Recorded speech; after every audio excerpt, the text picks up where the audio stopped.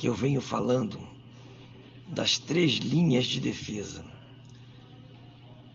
São 3 barreiras que o Lula teria que ultrapassar até chegar à rampa do Planalto.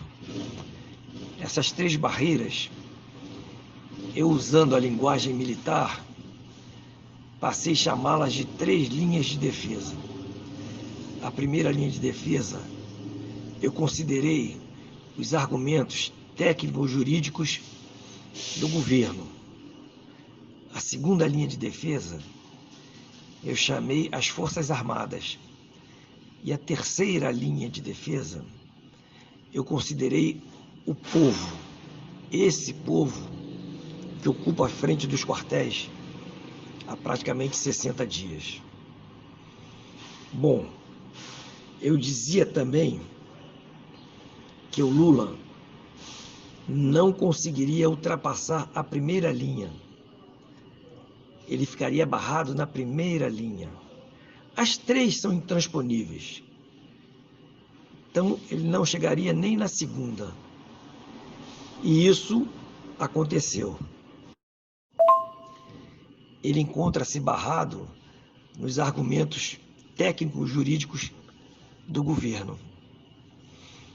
Mas, para entender melhor, temos que voltar antes do primeiro turno, quando a Justiça Eleitoral pediu o apoio das Forças Armadas para segurança e fiscalização das eleições. Coisa normal, que todas as eleições acontecem. E o Exército, sempre, quando disser Exército, entenda-se Forças Armadas. Isso sempre aconteceu. E quando ele atua nessa situação, o presidente decreta uma GLO, uma garantia da lei e da ordem, para que o Exército possa agir como polícia, prendendo, entrando nas comunidades, enfim, aquelas ações de polícia fica garantido através da GLO, da garantia da lei e da ordem. E o presidente decretou essa GLO antes do primeiro turno. Ninguém deu bola, muito menos a justiça, achando que era coisa normal e não teria implicação nenhuma à frente. E aí entra a astúcia da equipe de governo, Bolsonaro e sua equipe. Eles são muito espertos. Eles agem, eles pensam muito à frente. Então, quando eles decretaram naquela ocasião a GLO, eles estavam criando a grande dificuldade que a Justiça Eleitoral e seus parceiros, que é o pessoal da esquerda, teriam à frente. Vou explicar. As Forças Armadas, agindo dentro da GLO, nessa atividade, é considerada uma atividade militar. E todo crime que aconteça numa atividade militar passa a ser crime militar.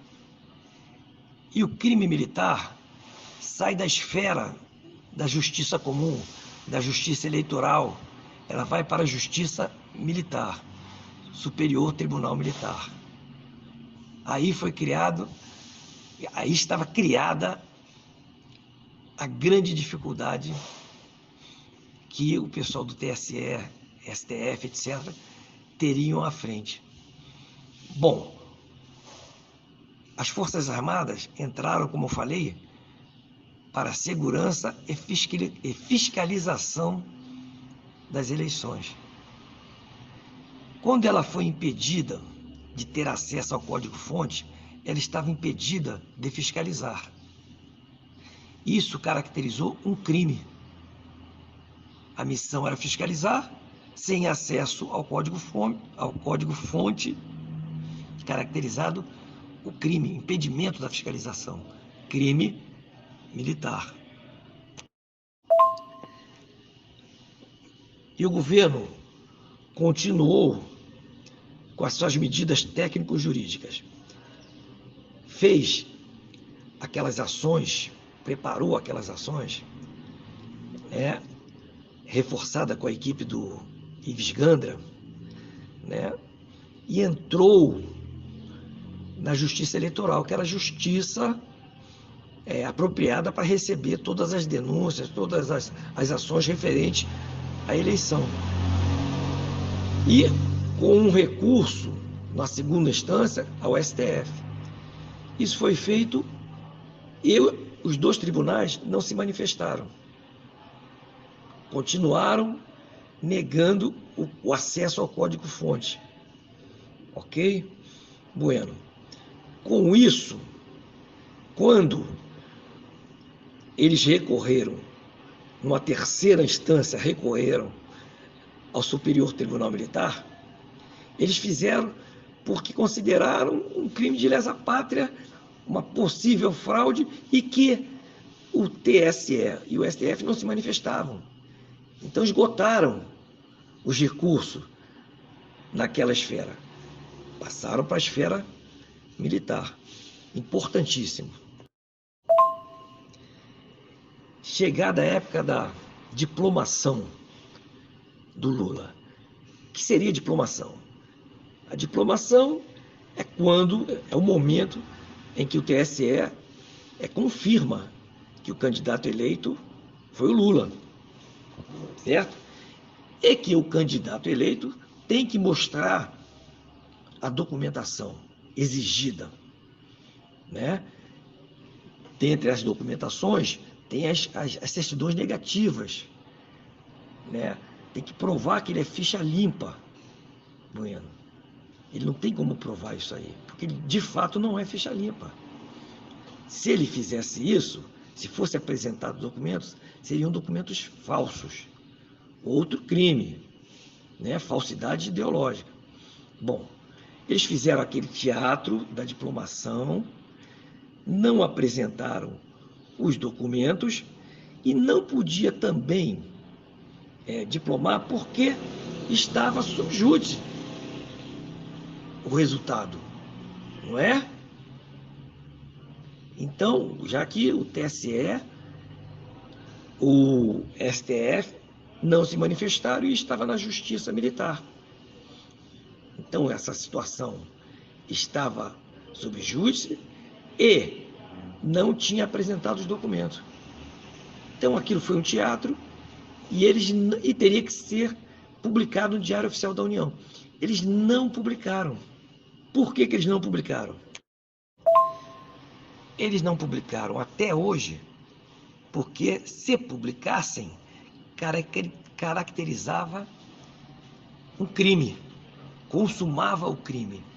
Então nós temos nessa semana, a última semana, nós vemos o governo quieto, o Superior Tribunal Militar quieto, aguardando a publicação no Diário Oficial. Eles não publicaram, nem vão publicar, porque eles sabem que, se publicar, serão presos. Crime. Só que tem até sexta-feira, dia 30, para publicar. 31 é feriado, é sábado, não sai Diário Oficial da União, e domingo, dia 1º, seria a posse. Então, essa é a sinuca de bico. Esse é o checkmate que Alexandre de Moraes e companhia estão. Eles não têm o que fazer, fim de linha, acabou.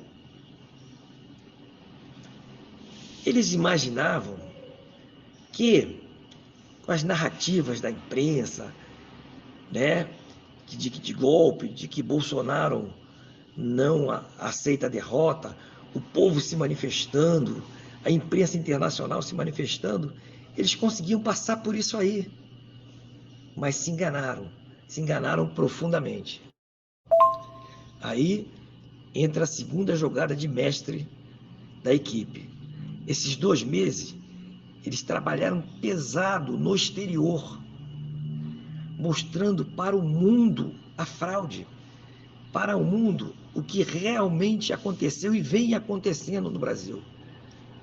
Tudo começou na primeira semana após a eleição. Claro, com a ajuda preponderante da imprensa conservadora americana amiga. A partir daí, espalhou-se pelo mundo. Hoje, o mundo sabe mais da fraude do que aqui no Brasil. Porque essa nossa imprensa, né, maldita aqui, distorce tudo, 24 horas criando narrativas, mentiras. Então deixa muita gente em dúvida. Mas lá fora foi criado todo o ambiente favorável. Quando a Carla Zambelli foi para a Comissão de Justiça e Direitos Humanos da OEA, da ONU, o próprio Eduardo Bolsonaro da Copa, né, que levou documentos para passar para todas as delegações, todas as embaixadas trabalhando, foram 2 meses trabalhando forte para criar um ambiente que pudesse anular qualquer narrativa da imprensa internacional. Isso matou eles. Eles contavam com essas narrativas da imprensa internacional, com a narrativa da nossa imprensa, com o apoio da população. E aí entra o povo na frente dos quartéis. Eles não esperavam. O povo há 60 dias na frente dos quartéis, é a terceira linha de defesa, né? Não cedendo, isso aí matou eles, acabou com eles. Tanto que eles estão há 2 meses fazendo de tudo para tentar tirar o povo da frente dos quartéis e não conseguem. Ficou muito difícil para eles. Beco sem saída, acabou. Não tem como reverter. Eles só têm uma saída, quer dizer, uma tentativa. É ir para o tudo ou nada, tentando a guerra, desestabilizar, indo para as ruas, quebrando ônibus, incendiando ônibus, colocando bombas, enfim, explodindo restaurante, e por tudo ou nada, para criar uma situação de um erro, uma tentativa de um erro de uma das 3 linhas, ou mesmo uma confusão geral para que seja abafado essa parte técnico-jurídica que eles estão barrados. É uma tentativa. É a única. Mas até aí eles têm tido insucesso, porque as 3 linhas estão muito conscientes e muito tranquilas. Vê que o exército quieto, não reage, ninguém reage, eles ficam desesperados, que eles precisam do confronto. Ao contrário de que uma parte da população imagina, que o exército é frouxo porque não reage, Bolsonaro é frouxo porque não faz nada, dia 31 está chegando, dia 1º está chegando e nada é feito, é justamente ao contrário. Não é para nada ser feito. Tudo que eles queriam é que nós fizéssemos alguma coisa, reagíssemos. O que tinha que ser feito já está feito. Eles estão no xeque-mate. É eles que têm que se virar para sair do xeque-mate, que não tem saída, é claro. Entendeu? Então, eles procuram e vão procurar mais intensamente, nessa última semana, o confronto. Quando chegar na sexta-feira, não foi publicado, não tem diplomação, acabou para eles. Se publicarem, opa, consumado o crime, serão presos. Eles sabem disso e estão desesperados, sem saber o que fazer. Essa é a razão do Bolsonaro, até hoje, dia 26, não se movimentar nem 1 milímetro em relação a desocupar o Palácio da Alvorada, que teria que ser feito no dia 15 de dezembro. Nada, nenhuma movimentação, nada na passagem de comando das Forças Armadas, nada no Ministério da Economia, que eles não conseguem ter informação nenhuma, nem passar na frente do Ministério da Economia. Enfim, acabou. Então, podemos ficar tranquilos, acompanhando e sabendo que acabou. Fim de linha.